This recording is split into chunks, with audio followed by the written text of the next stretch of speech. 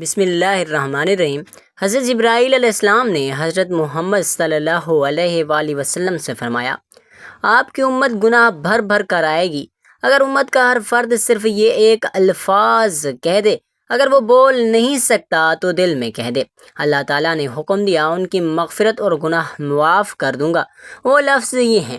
ناظرین محترم، انسان خطا کا پتلا ہے۔ زندگی کے سفر میں انجانے میں یا جان بوجھ کر گناہ سرزد ہو جاتے ہیں۔ ان گناہوں کی شامت سے دل سیاہ ہو جاتا ہے، رزق میں تنگی، دل میں بے سکونی اور زندگی میں بے برکتی آ جاتی ہے۔ گناہ انسان کو اللہ تعالیٰ سے دور کرتے ہیں، حتیٰ کہ وہ عبادت میں سستی، دعا میں بے دلی اور توبہ سے غفلت کا شکار ہو جاتا ہے۔ مگر اللہ تعالیٰ کی رحمت بے پایا ہے، وہ غفور الرحیم ہے، گناہوں سے بھرپور زندگی کو بھی ایک سچی توبہ سے پاک کر دیتا ہے۔ قرآن میں فرمایا، اے میرے بندو، جنہوں نے اپنی جانوں پر زیادتی کی، اللہ کی رحمت سے کبھی نا امید نہ ہو، بے شک اللہ سب گناہ گاروں کو معاف کر دیتا ہے۔ ناظرین، انسان کی فطرت میں کمزوری ہے، وہ گناہوں میں مبتلا ہو جاتا ہے۔ بعض اوقات یہ گناہ اس قدر بڑھ جاتے ہیں کہ انسان خود مایوسی میں ڈوب جاتا ہے اور سوچتا ہے کہ اب نجات مکمل نہیں ہوگی۔ مگر اے بندہ، خدا یاد رکھ کہ اللہ تعالیٰ کی رحمت اور اس کا فضل تیرے گناہوں کی تعداد سے کئی زیادہ وسیع اور عظیم ہے۔ قرآن مجید میں اللہ تعالیٰ فرماتا ہے، ترجمہ، اے میرے بندو، جنہوں نے اپنی جانوں پر زیادتی کی، اللہ کی رحمت سے نا امید نہ ہو، بے شک اللہ تمام گناہ معاف کر دیتا ہے۔ اللہ تعالیٰ نے اپنی رحمت کو اپنے غضب پر غالب کر دیا ہے۔ اس کا فضل ایسا ہے کہ وہ ایک توبہ کرنے والے بندے کے سارے گناہ معاف کر کے اسے محبوب بنا لیتا ہے۔ جو بندہ سچے دل سے توبہ کرتا ہے، اللہ تعالیٰ نہ صرف اسے معاف کرتا ہے بلکہ بعض اوقات اس کے گناہوں کو نیکیوں میں بدل دیتا ہے۔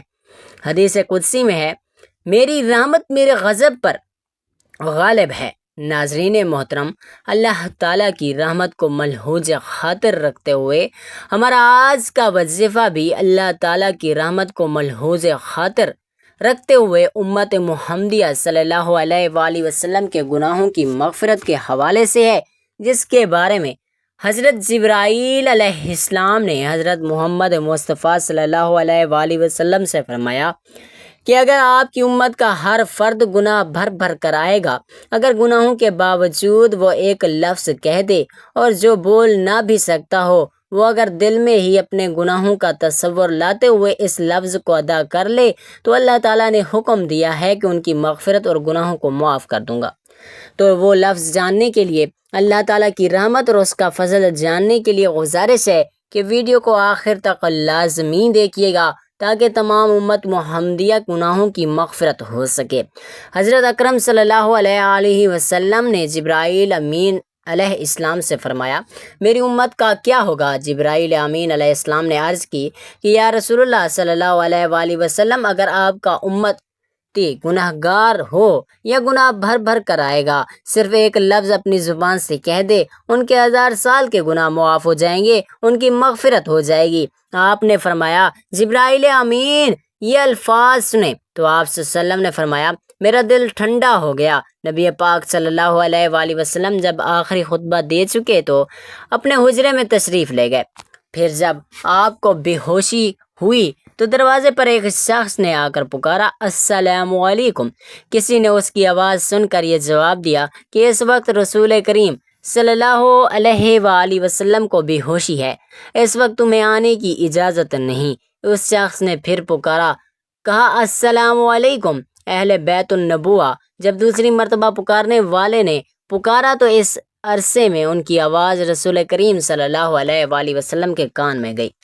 فرمایا، اے فاطمہ کون ہے؟ عرض کیا کہ ایک شخص گھر میں آنے کی اجازت مانگتا ہے اور آپ صلی اللہ علیہ وآلہ وسلم چونکہ بے ہوشی کا غلبہ ہے اس لیے ہم نے اسے اندر آنے کی اجازت نہ دی۔ فرمایا، اے فاطمہ تمہیں نہیں پتا کہ یہ کون کھڑا ہے، اجازت مانگ رہا ہے، یا یہ گھروں کو ویران کرنے والا، قبروں کو آباد کرنے والا، بچوں کو یتیم کرنے والا، عورتوں کو بیوہ کرنے والا، دوستوں کو دوستوں سے چھڑانے والا، یہ مالک الموت ہے۔ حضرت اسرائیل علیہ السلام جلدی آنے کی اجازت دے دو۔ حضرت فاطمہ رضی اللہ تعالیٰ عنہا نے جب یہ سنا کہ ملک الموت حضرت اسرائیل علیہ السلام آئے ہیں تو بے ساختہ رو پڑیں، ہائے مدینہ آج ویران ہو جائے گا، یا اللہ تیرے رسول صلی اللہ علیہ وآلہ وسلم تو آج جا رہے ہیں، یہ ملک الموت ان کو لینے آئے ہیں۔ ادھر ملک الموت مکان کے اندر تشریف لائے، ادھر رسول اللہ صلی اللہ علیہ وآلہ وسلم بھی ہوش ہو گئے۔ حضرت فاطمہ رضی اللہ تعالی عنہا نے فرمایا، رسول اللہ صلی اللہ علیہ وآلہ وسلم آج آپ کو کیا ہوا؟ پھر بہت روئیں۔ آپ صلی اللہ علیہ وآلہ وسلم کو ہوش آیا، فرمایا کہ اے فاطمہ اتنا نہ رو، کیونکہ آپ کے رونے کے ساتھ آسمان، فرشتے اور حاملان عرش روتے ہیں۔ رسول خدا صلی اللہ علیہ وآلہ وسلم نے اپنے ہاتھ سے فاطمہ رضی اللہ تعالی عنہا کے آنسو پونچھے اور فرمایا، ان قریب سب سے پہلے اے فاطمہ تو مجھ سے ملے گی۔ پھر ملک الموت سے فرمائے کہ ملک الموت اس وقت حضرت جبرائیل علیہ السلام کہاں ہیں؟ عرض کیا، یا رسول اللہ صلی اللہ علیہ وآلہ وسلم اس وقت وہ 7ویں آسمان پر ہیں۔ آسمان کے ملائکہ حضرت جبرائیل علیہ السلام کو تعزیت دے رہے ہیں کہ اے جبرائیل علیہ السلام آج تمہارا رسالت ختم، آج تمہارا قرآن پہنچانا بھی تمام ہوا، اور اگر جناب محمد رسول اللہ صلی اللہ علیہ وآلہ وسلم وصال پا گئے تو جبرائیل علیہ السلام بھی دنیا سے گئے۔ اتنے میں حضرت جبرائیل علیہ السلام آئے اور کہا، اللہ تعالیٰ نے آپ صلی اللہ علیہ وآلہ وسلم کو سلام فرمایا ہے، آپ کا مزاج پوچھا ہے۔ فرمایا کہ اے جبرائیل علیہ السلام اس عالم میں میرے لیے کیا تیار کیا گیا ہے؟ عرض کیا، یا رسول اللہ آپ کے آنے کی خوشی میں دوزخ کو ٹھنڈا کر دیا گیا ہے، جنت آراستہ کر دی گئی ہے، آسمان پر فرشتے آپ صلی اللہ علیہ وآلہ وسلم کے منتظر ہیں، دربان جنت کا دروازہ کھولے آپ کا انتظار کر رہا ہے۔ فرمایا، اے جبرائیل علیہ السلام بتاؤ میری امت کے لیے کیا حکم ہے؟ فرمایا کہ جس کے ہونٹوں میں جان رہ جائے گی، وہ بھی اگر دل میں توبہ کرے یا توبہ کے لیے ہونٹ ہلائے گا تو بھی 1000 برس کے گناہ معاف ہو جائیں گے، اور جس نے توبہ کی اس کو آپ اپنی شفاعت سے بخشوا دیں گے، آپ جس کی شفاعت فرمائیں گے وہ بخشا جائے گا، آپ غم نہ کھائیں۔ اتنے میں ایک اور فرشتے حاضر خدمت ہونے کے لیے عزم طلب کیا۔ یا رسول اللہ صلی اللہ علیہ وآلہ وسلم نے فرمایا کہ جبرائیل علیہ السلام یہ کون ہیں؟ عرض کیا، یہ حضرت اسرافیل علیہ السلام فرشتہ ہے، آسمانی دنیا کا دروغہ ہے۔ جس دن اس نے آپ کو معراج کی شب میں دیکھا، آپ کی جمال کا عاشق ہوا، آج اسے معلوم ہوا کہ رسول خدا صلی اللہ علیہ وآلہ وسلم وصال پائیں گے۔ اس نے بارگاہ اقدس میں عرض کیا کہ میں نے رب الہی سے احسانہ دعا کی تھی کہ مجھے ایک مرتبہ اپنے نبی پاک صلی اللہ علیہ وآلہ وسلم کی زیارت ان کی زندگانی میں کرنے کا موقع عنایت فرمائے۔ یہ فرشتہ رب العزت سے اجازت لے کر حضور پاک صلی اللہ علیہ وآلہ وسلم کی زیارت کرنے کے لیے حاضر ہوا۔ پھر حضرت جبرائیل علیہ السلام نے عرض کیا کہ ملک الموت حاضر ہے۔ رسول خدا صلی اللہ علیہ وآلہ وسلم نے فرمایا کہ اے ملک الموت تم میری زیارت کرنے آئے ہو یا میری روح قبض کرنے کے لیے آئے ہو؟ ملک الموت حضرت عزرائیل علیہ السلام نے عرض کیا، مجھے خدا پاک نے حکم دیا کہ جو کچھ مرضی ہمارے رسول پاک صلی اللہ علیہ وآلہ وسلم کی ہو ویسے ہی کرنا، اگر جناب کی مرضی پاؤ تو روح قبض کر لو ورنہ زیارت کر کے چلے جاؤ۔ اس وقت رسول خدا صلی اللہ علیہ وآلہ وسلم نے جبرائیل علیہ السلام کی طرف دیکھا۔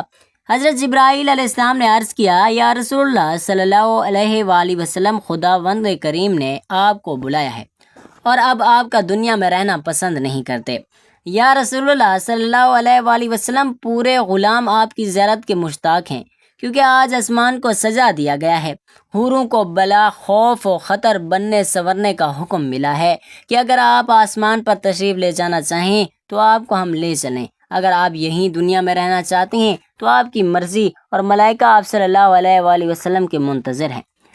رسول خدا صلی اللہ علیہ وآلہ وسلم کو ثابت ہوا کہ اب اللہ کو یہی منظور ہے کہ دار فانی کو چھوڑ جاؤ اور دار بقا کو اختیار کرو۔ آپ صلی اللہ علیہ وآلہ وسلم نے فرمایا کہ اچھا میری ازواج کو سامنے بلاؤ۔ سب بیویاں آپ صلی اللہ علیہ وآلہ وسلم کی خدمت اقدس میں حاضر ہوئیں۔ آپ نے فرمایا کہ دیکھو تم صبر کرنا اور تقوی اختیار کرنا، اپنے گھروں سے باہر نہ نکلنا۔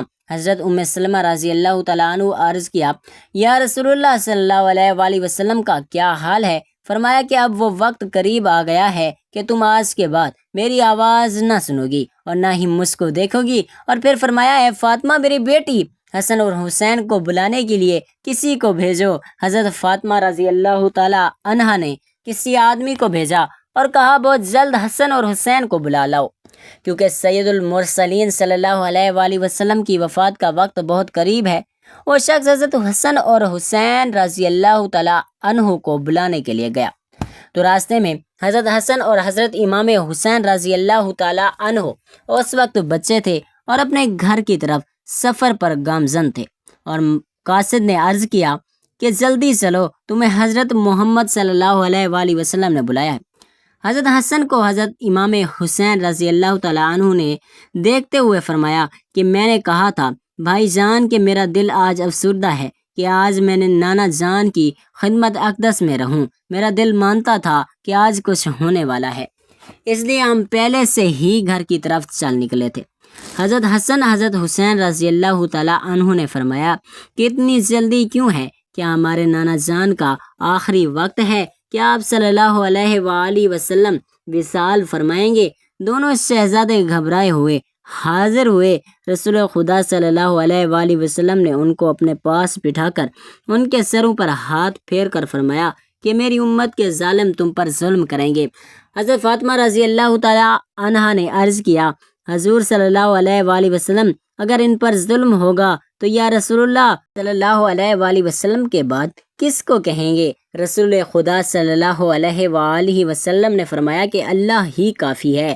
حضرت حسن اور حضرت حسین رضی اللہ تعالیٰ عنہ آپ کی وفات کی باتیں سن کر روئے۔ ان کی آواز سے جو مجمع صحابہ کرام رضوان اللہ علیہم اجمعین کا حجرہ شریف کے چاروں طرف جمع تھے، وہ سب رونے لگے۔ حضرت جبرائیل علیہ السلام نے عرض کی یا رسول اللہ صلی اللہ علیہ وآلہ وسلم آپ کے بعد آپ کی امت کا رکھوالا کون ہوگا؟ یہ سن کر آپ صلی اللہ علیہ وآلہ وسلم اتنا روئے کہ آپ صلی اللہ علیہ وآلہ وسلم کا چہرہ انور آنسو سے تر ہو گیا۔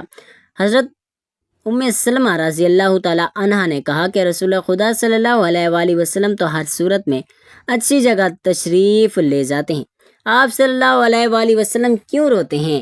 فرمایا میں اپنی امت سے جدائی کے صدمے میں روتا ہوں۔ جب صحابہ کرام کے رونے کی آوازیں بلند ہوئیں تب آپ صلی اللہ علیہ وآلہ وسلم نے فرمایا اے علی میرے حجرے کا پردہ اٹھاؤ، میں ایک آخری نظر اپنی امت کو دیکھ لوں۔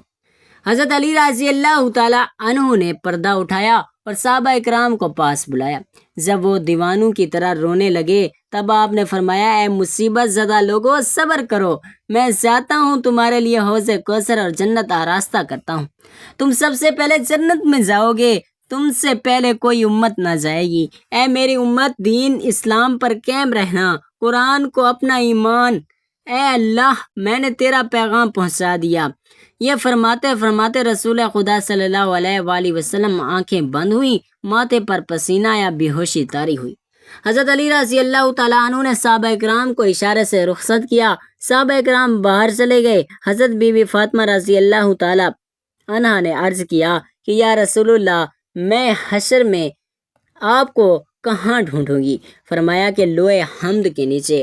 عرض کیا اگر وہاں پر رسول اللہ صلی اللہ علیہ وآلہ وسلم سے ملاقات نہ ہوئی، فرمایا کہ حوض کوثر پر۔ اگر وہاں بھی نہ ہوئی تب میزان عدالت کے پاس جہاں امت کے اعمال تولے جائیں گے، یا تو پل صراط پر، وہاں جہنم کے کنارے پر کھڑا امت کی سلامتی کی دعا کرتا رہوں گا۔ جب رسول خدا صلی اللہ علیہ وآلہ وسلم سب کی وصیت سے فارغ ہوئے، فرمایا کہ اے ملک الموت مجھے اپنے رب کی ملاقات کا شوق ہے، اب تم جس کام کے لیے آئے ہو وہ کام کرو۔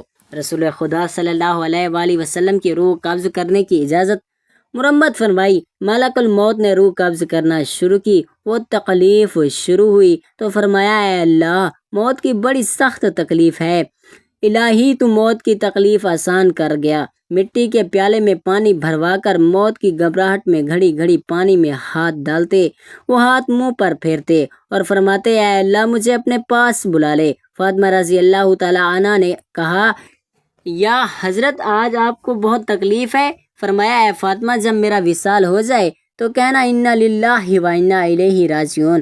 پھر آپ صلی اللہ علیہ وآلہ وسلم کو نزاق کی تکلیف زیادہ ہوئی تو حضرت جبرائیل علیہ السلام روئے اور اپنا منہ پھیر لیا۔ رسول خدا صلی اللہ علیہ وآلہ وسلم نے فرمایا لوگو دیکھو نماز کی حفاظت کرنا۔ آپ یہ فرمانے لگے یا رب امتی یا رب امتی، کہتے کہتے جان سینے سے ہٹائی نیچے کے جسم کی جان نکل چکی تھی، مگر امت گنہگار کا کلمہ منہ پر جاری رہا۔ حضرت جبرائیل علیہ السلام نے فرمایا کہ اللہ فرماتا ہے کہ ہم آپ کی امت پر 1000 درجہ آپ سے زیادہ مہربان ہیں۔ اے نبی صلی اللہ علیہ وآلہ وسلم، آپ اپنی امت میرے سپرد کر کے موت کی تکلیف کو آسان کیجیے۔ یہ سن کر فرمایا کہ اب میرا دل ٹھنڈا ہوا، اب گردن مبارک کا مور ایک طرف کو مائل ہوا، روح مبارک قبض ہوئی۔ تو ناظرین محترم، وقت کی نزاکت کو مد نظر رکھتے ہوئے آپ کو ان الفاظ کے بارے میں بتاتے ہیں کہ جو حضرت جبرائیل علیہ السلام نے حضور پاک صلی اللہ علیہ وآلہ وسلم سے فرمایا کہ اگر آپ کی امت گناہ بھر بھر کر آئے گی تب بھی یہ الفاظ پڑھے گی، یا جو پڑھنا نہیں بھی جانتا وہ دل میں تصور کر لے گا، تب بھی اللہ تعالیٰ اس کے گناہوں کی معافی کر دے گا، اس کی بخشش فرما دے گا، اس کی زندگی بھر کے گناہ معاف کر دے گا، اس کی مغفرت کر دے گا، اس کے لیے دنیا اور آخرت آسان کر دے گا۔ تو ناظرین محترم، یہ الفاظ آپ چلتے پھرتے کسی بھی وقت پڑھ سکتے ہیں۔ اگر آپ کسی نماز کے بعد پڑھنا چاہیں تو بھی پڑھ سکتے ہیں، اگر آپ کسی نماز کے بعد پڑھنا چاہیں تو بھی پڑھ سکتے ہیں۔ آپ فجر کی نماز کے بعد پڑھ لیں، ظہر کی نماز کے بعد پڑھ لیں، عصر مغرب عشاء کی نماز کسی بھی نماز کے بعد پڑھ سکتے ہیں، یا اس کے علاوہ آپ اپنے دن بھر کی مصروفیات میں جب آپ کو وقت مل جائے، آپ کہیں پر بھی موجود ہوں، دنیا کے کسی بھی کونے سے آپ کا تعلق ہو، تو آپ ان الفاظ کو باکثرت پڑھ سکتے ہیں۔ ان الفاظ کو پڑھنے کے لیے سب سے پہلے آپ نے باوضو ہو جانا ہے۔ باوضو ہو جانے کے بعد حضور اقدس صلی اللہ علیہ وآلہ وسلم کی ذات مبارکہ پر درود شریف کا نذرانہ پیش کرنا ہے۔ درود پاک آپ کو کوئی سا بھی پڑھ سکتے ہیں، آپ صلی اللہ علیہ وآلہ وسلم بھی پڑھ سکتے ہیں، آپ صلی اللہ علیہ وآلہ وسلم پڑھ سکتے ہیں، لیکن درود ابراہیمی کی فضیلت اور برکت بہت زیادہ ہے، اس لیے ثواب کے طور پر ایک مرتبہ میرے ساتھ بھی درود ابراہیمی پڑھ لیں۔ اللہم صلی علی محمد وعلی آل محمد کما صلیت علی ابراہیم وعلی آل ابراہیم انک حمید مجید۔ اللہم بارک علی محمد وعلی آل محمد کما بارکت علی ابراہیم وعلی آل ابراہیم انک حمید مجید۔ درود پاک پڑھنے کے بعد آپ نے جن الفاظ کی تسبیح کرنی ہے وہ قرآن پاک کی بہت ہی پیاری سورت کے الفاظ ہیں۔ وَاسْتَغْفِرُوا رَبَّكُمْ ثُمَّ تُوبُوا إِلَيْهِ ان ربی رحیم ودود، اور اپنے رب سے معافی مانگو پھر اس کی طرف توبہ کرو، بے شک میرا رب بہت مہربان اور محبت کرنے والا ہے۔ یہ آیت حضرت شعیب علیہ السلام کی قوم کو خطاب کرتے ہوئے نازل ہوئی، جس میں توبہ اور استغفار کی ترکیب دی گئی۔ اللہ تعالیٰ کی صفت رحیم، نہایت رحم کرنے والا، اور ودود، بے پناہ محبت کرنے والے کو بیان کیا گیا ہے تاکہ بندے اس کی طرف رجوع کریں۔ درود پاک پڑھنے کے بعد آپ نے ان کے الفاظ مکمل ایک تسبیح پڑھنی ہے، یعنی کہ پورے 100 مرتبہ آپ نے ان الفاظ کو پڑھنا ہے۔ ان الفاظ کی ایک تسبیح پڑھنے کے بعد آپ نے لا الہ الا اللہ وحدہ لا شریک لہ صرف 41 مرتبہ پڑھنا ہے، کیونکہ یہ حدیث پاک میں رسول اللہ صلی اللہ علیہ وآلہ وسلم نے فرمایا جو شخص دن میں 41 مرتبہ یہ کلمہ پڑھے گا اس کے گناہ معاف کر دیے جائیں گے، چاہے وہ سمندر کی جھاگ کے برابر ہوں۔ ناظرین محترم، گناہوں کی مغفرت کے لیے قرآن و حدیث میں بہت سے وظائف اور دعائیں وارد ہوئی ہیں جو انتہائی بابرکت اور مجرب ہیں۔ ان میں سے بعض ایسے ہیں جن کے بارے میں نبی کریم صلی اللہ علیہ وآلہ وسلم نے فرمایا جو شخص یہ پڑھے اللہ تعالیٰ اس کے تمام حتیٰ کہ بڑے بھی گناہ بھی معاف فرما دیتا ہے۔ تو آپ نے ان الفاظ کو پڑھنے کے بعد آخر میں درود پاک پڑھ کر اللہ تعالیٰ سے اپنے گناہوں کی سچی توبہ کرنی ہے، توبہ سچی کرنی ہے، جس کے بعد گناہ نہ کرنے کا عزم کرنا ہے، اور خلوص دل سے پچھلے تمام گناہوں پر شرمندگی اور ندامت کا اظہار کرتے ہوئے رو رو کر گڑ گڑا کر دعا کرنی ہے، کیونکہ اللہ کا فضل، اس کی رحمت ہر چیز پر حاوی ہے۔ بس دل سے پکار کر، آنکھوں میں آنسو بہا کر، سچی توبہ کر کے دیکھیں کہ کس طرح نبی کریم اپنی رحمت کے سائے میں لے لیتے ہیں۔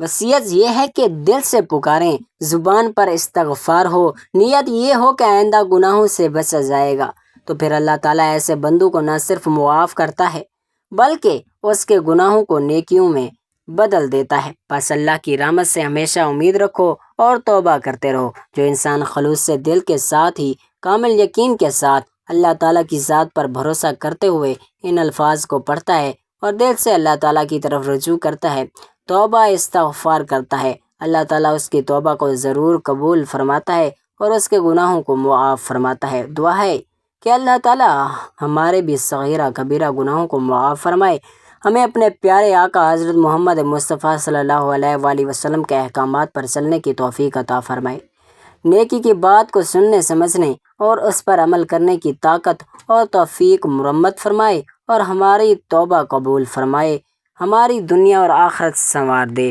میرا سنانا اور آپ کا سننا اپنی پاک بارگاہ میں قبول و منظور فرمائے، آمین ثم آمین یا رب العالمین۔